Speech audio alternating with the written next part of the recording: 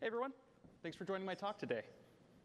Today I'm going to be talking to you about some of the common strategies we see our customers using to scale their workers in production today.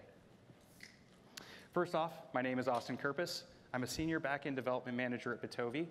Bitovi is a one-stop shop software development consultancy who is focused on helping our customers make incredible software. I have a background in building open source software, building software in a variety of startups across multiple industries, as well as working in a lot of large enterprise tech companies. Before we get started, can I get everyone to show hands for how many of you have temporal workers set up with autoscaling in production today? Okay, a few of you, that's great. Okay, let's dig in. So first, it's important to understand that autoscaling is not a one-size-fits-all solution, or there is no one-size-fits-all solution for autoscaling your workers. There's a lot of details that can impact how you need to approach scaling. The design of your application and its infrastructure, your business requirements, and your application usage patterns all can have a big impact on how you need to approach scaling of your workers. So today, we're going to take a look at 3 approaches that we see commonly used by our customers in production today, and we're going to explore the limitations and benefits of each of these approaches. So first off, we have scheduled scaling.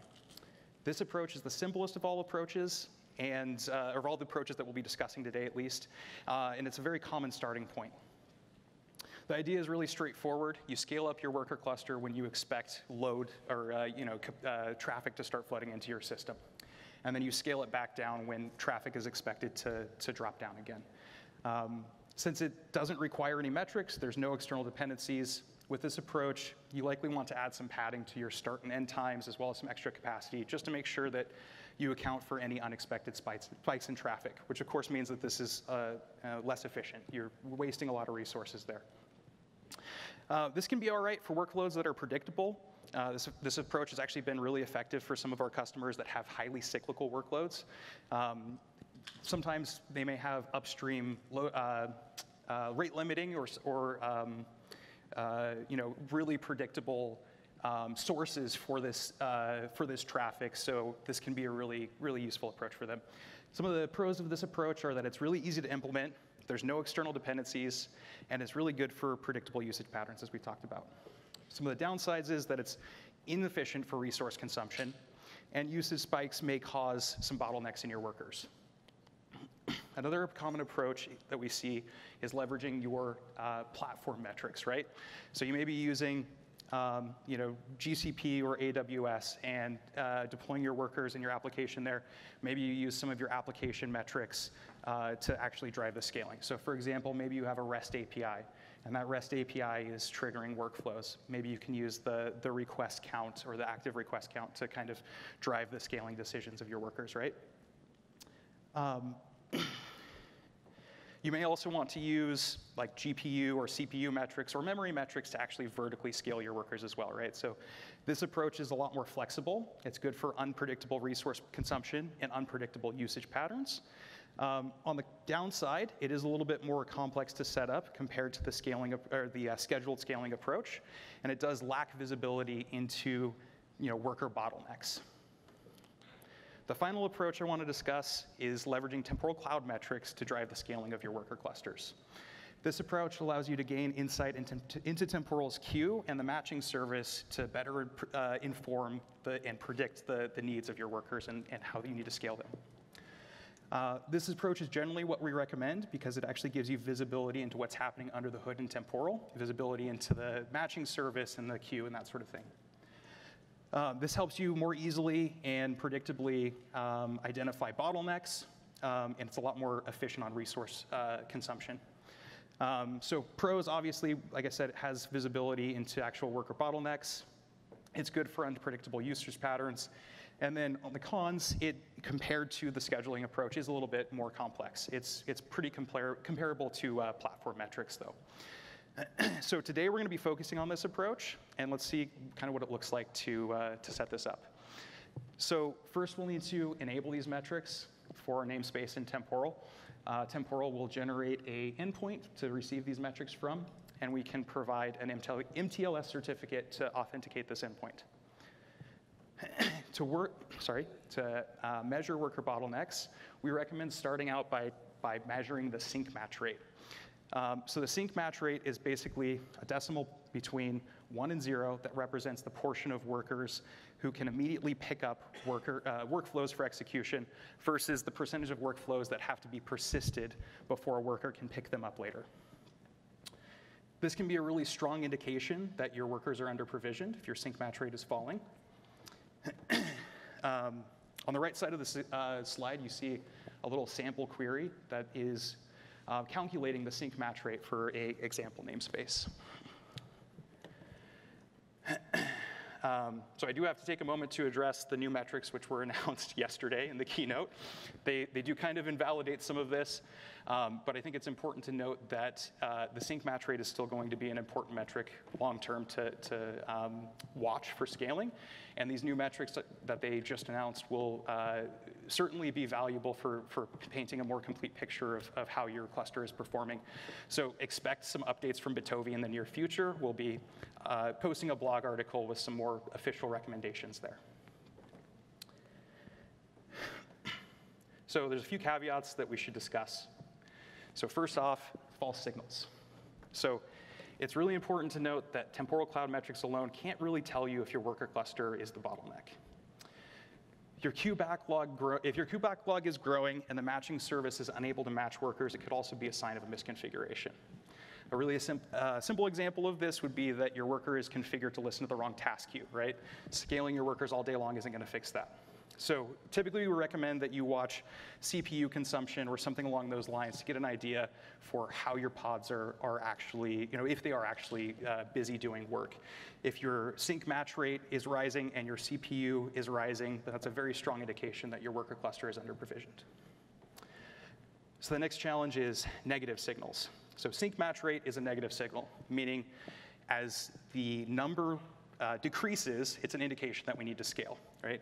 So most metrics scaling integrations are built around positive signals. So a number that increases as an indication that we need to, thank you so much, as an indication that we need to scale. Sorry, just take a drink.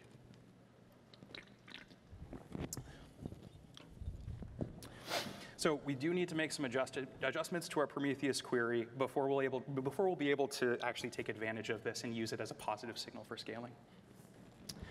So the next challenge is the metrics endpoint itself. So many Prometheus compatible metrics integrations require a Prometheus target endpoint, which is an endpoint that produces a plain text-based format known as open metrics that represents all of the available metrics by the service, right? So what Temporal actually exposes is a Prometheus metric or a Prometheus query API. The Prometheus query API is designed for querying a Prometheus service and then returning that result in JSON format. So there's a little bit of a gap there that needs to be filled in a lot of cases. The last thing is dead zones. So when no workflows are running, no stats related to metrics are actually being reported. So you can find dead zones in your sort of metrics output, and Kubernetes is expecting or a lot of metrics providers are expecting a valid number. So you need to kind of normalize this. So let's take a moment to discuss what some of our customers are using to deploy their temporal workers to. First of all, we have AWS. AWS is obviously a leader when it comes to cloud compute offerings. Leveraging EC2 and ECS to host your worker cluster may be fairly common practice. This approach is simple, and it's an obvious choice to a lot of customers that are already using AWS. Another option I want to talk about that's becoming more popular is Fly.io. Fly.io is a platform for deploying containerized workloads to the cloud, and it's become increasingly popular recently because of their streamlined approach to operations and deployment. Fly.io actually has an implementation of an autoscaler that integrates with Temporal Cloud today with some caveats. The current implementation as it exists is using the queue depth to try and scale the workflow. So there's some problems with this as it stands today. So one, the queue depth, when you're measuring it, is going to be eventually consistent. It's not a good measure of what's actually happening in the cluster right now. It's more of an approximation. The next issue is that doesn't account for activity backlog at all, right? So you have account for how many workflows you have, but you could have hundreds of activities in a given workflow. Still, even with these caveats, this is probably like one of the easiest solutions to getting auto-scaling on a brand new temporal cluster if you don't already have it deployed somewhere. And this may be adequate for some use cases, although not many. Finally, I want to talk about Kubernetes, possibly one of the most ubiquitous cloud technologies around. Many of the largest clients that we have deploy their clusters to K8s, which offer immense flexibility and portability across cloud providers, as well as supporting advanced features like autoscaling. Kubernetes has a native component known as the horizontal pod autoscaler. The horizontal pod autoscaler is capable of watching metrics and then changing your replica count on your pods to respond to traffic spikes. For today, we're going to focus on Kubernetes because it's not only one of the most popular solutions, but it's also portable across clouds, as you all know. So let's talk about two approaches to autoscaling your worker clusters in K8s. So the first one is a project called Temporal Cloud Metrics to K8s, which is an open source project created by Bitovi. And it's meant to be sort of the simplest solution to autoscaling your K8s hosted worker clusters. Basically create a config file, install our Helm chart, and autoscaling is enabled on your worker. So another option I want to talk about is called Keta. Keta stands for Kubernetes Event-Driven Autoscaling. It's a popular and feature-rich solution to autoscaling your replicas and K8s. It supports a wide variety of metric sources, including Temporal Cloud via their Prometheus plugin, which does support MTLS, as well as fetching metrics from the Query API. For today, we'll be focusing on TCM to K8s. Let's take a moment to examine the TCM to K8s project and how it works. But before I do, I just want to put out the small caveat that this is not meant to be the golden solution to scale your production workloads forever. This likely will need a lot of adjustments and some testing before you can trust this thing with your production workloads. It's meant to be a stepping stone and a way to learn the concepts behind it and help get you closer to the goal. So the TCM to K8s project is essentially just a proxy server. K8s makes an HTTP request to the TCM to K8s service. TCM to K8s in turn makes a request to the Prometheus API backing your temporal cluster. And the Prometheus API will return those metrics. TCM to K8s will convert that into a format that Kubernetes understands and then returns it. K8s will continually pull this service to get the latest metrics, and those metrics will be made available to all of the HPAs living in that particular Kubernetes namespace. A configuration file is provided to map queries, Prometheus queries, to Kubernetes metrics names on the other side.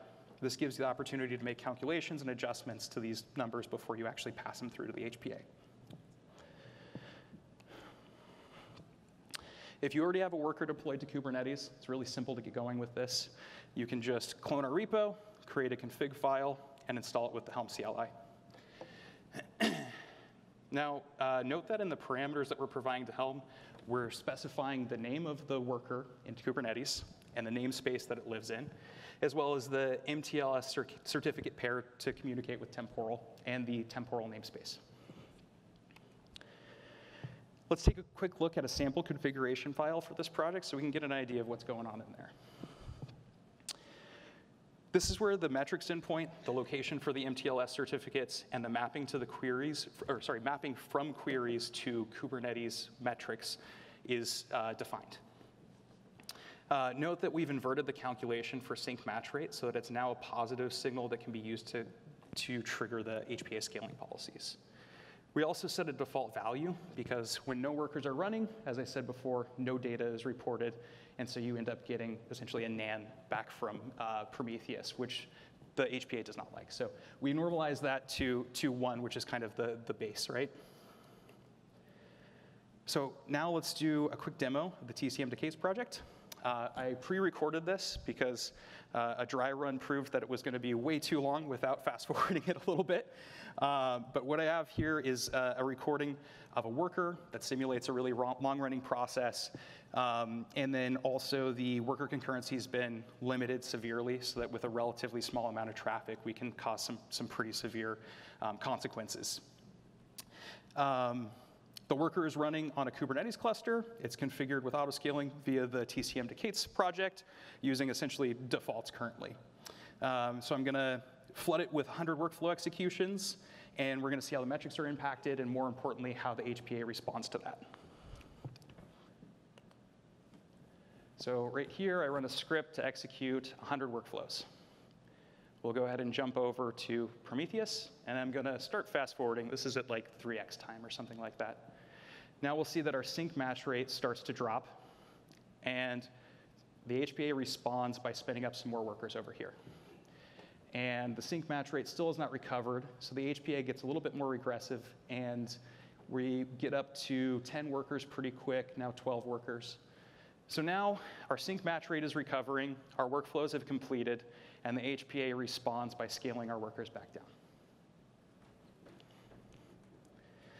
If you're interested in checking out the TCM Decates project, or if you want to hear more about Bitovi, you can scan this barcode, or you can come chat with us at our booth in Sponsor Alley. Thank you so much for attending my talk. Have a great day, and safe travel home, everyone.